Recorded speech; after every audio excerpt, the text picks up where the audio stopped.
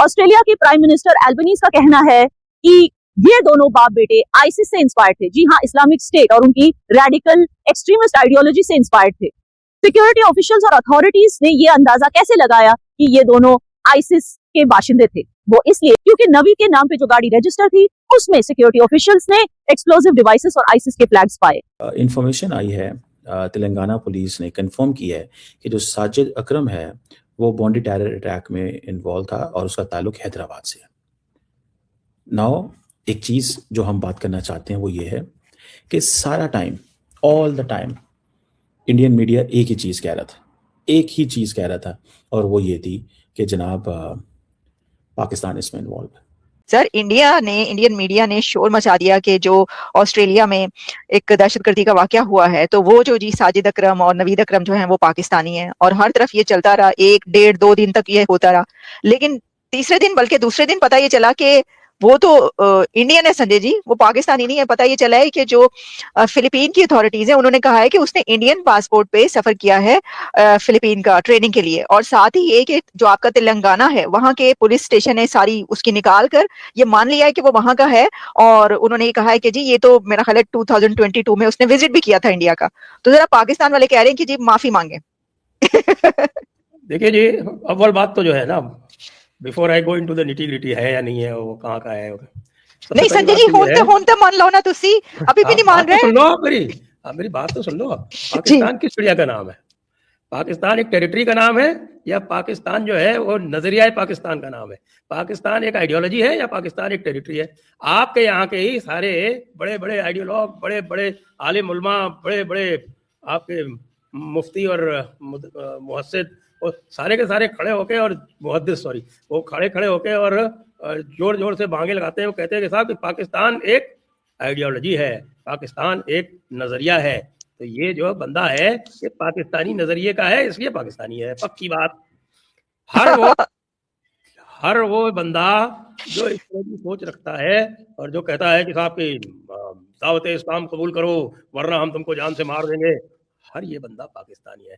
हमारे यहाँ जो रहते हैं ना मुस्लिम, उनमें से मैं कम से कम 60-70% को पाकिस्तानी मानता हूँ, क्योंकि वो दिल से पाकिस्तानी है, क्योंकि उनका नजरिया पाकिस्तानी है, क्योंकि वो इसी तरह से बात करते हैं। वो हमारे देवबंद वाले हैं, वो अपनी किताब में लिखते हैं, वो आपके किताब में लिखा है जिहाद का, जिहाद क्या है कि जिहाद जो है वो दीन हक की ओर बुलाने और उससे इनकार करने वाले से जंग करने को जिहाद कहते हैं। तो भाई जो जितने भी जिहादी हैं वो सब पाकिस्तानी हैं। मैं वो जिसे कहते हैं ना, किससे गिला करूं, मतलब इतनी सारा दिन इंडियन मीडिया ने लगाया। उससे पहले आपको याद है फेक न्यूज जो आई थी ड्यूरिंग भारत और पाकिस्तान की जंग में।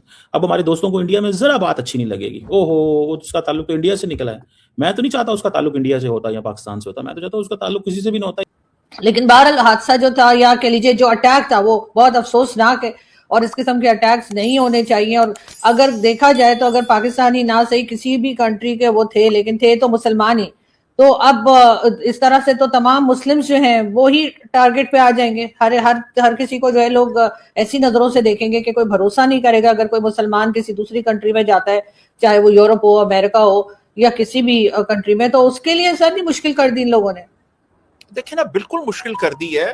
देखिए ना, आप अगर पाकिस्तानियों ने वो नहीं किया, लेकिन वो किया तो मुसलमानों ने है ना। तो आपने तो जितने भी पूरी दुनिया के मुसलमान हैं उनको आपने बदनाम किया है और उनके ऊपर एक धब्बा लगाया है। तो क्या पाकिस्तान में रहने वाली अक्सरियत मुसलमान नहीं है?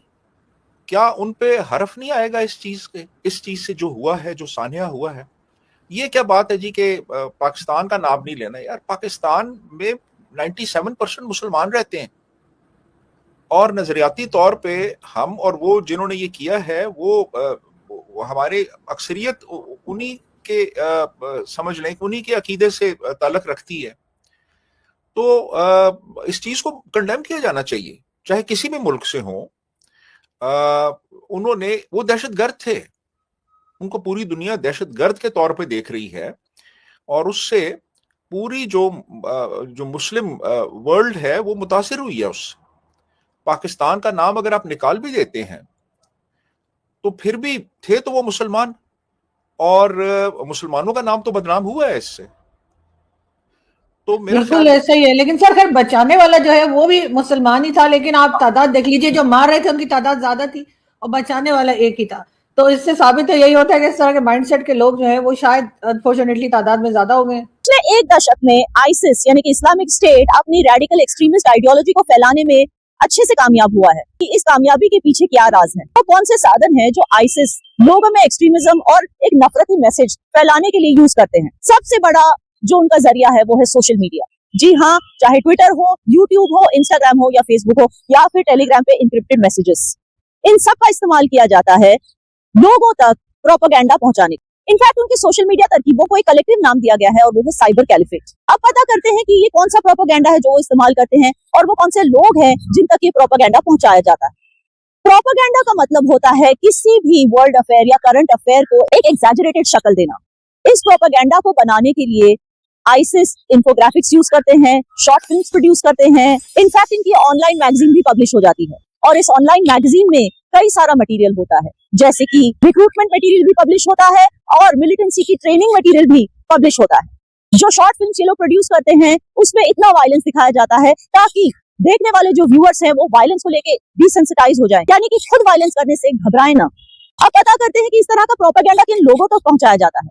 बड़ी शादरगी से पहले तो सोशल मीडिया के जरिए से ऐसे लोगों को ढूंढा जाता है जो अकेले हैं, सोशली आइसोलेटेड हैं या फिर किसी तरह के रेसिज्म का शिकार हैं।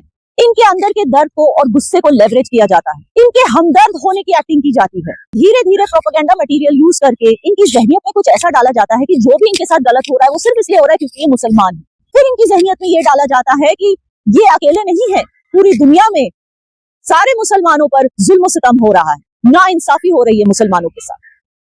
और फाइनली उनको ये यकीन दिलाया जाता है कि जिस कंट्री में वो रह रहे हैं उस कंट्री के वो सिटीजन नहीं होकर इनफैक्ट एक उम्मत के सिटीजन है, एक ट्रांस नेशनल आइडेंटिटी इनको दी जाती है और इनकी जहनियत में डाला जाता है कि इसी ट्रांस नेशनल आइडेंटिटी, इसी उम्मा के लिए इनको लड़ मरना है और खुद को कुर्बान कर देना है। और खुद को इस उम्मा का नेशनल सिटीजन साबित करने के लिए ये व्यूअर्स कई बार हदें पार कर लेते हैं। या तो ये लोन वुल्फ अटैक शुरू कर देते हैं अपने नेबरहुड में या अपने शहर में अटैक्स कर लेते हैं, या फिर ये ट्रैवल करते हैं उन कंट्रीज में जहां पर एक मुस्लिम मेजॉरिटी मौजूद है और जहां पर पॉलिटिकल इंस्टेबिलिटी या सिविल वॉर भी चल रही है। ऐसी कंट्रीज में जाकर ये लड़ाई में शामिल हो जाते हैं और फिर पूरी तरह से आईसिस के मेंबर बन जाते हैं। कहा जा रहा है कि ये बंदूक बरदार जिन्होंने बॉन्डाई बीच पे शूटिंग की थी, ये भी 1 महीना पहले फिलीपींस गए थे। कहा जा रहा है कि वहां जाकर इन्होंने मिलिटेंसी ट्रेनिंग हासिल की थी।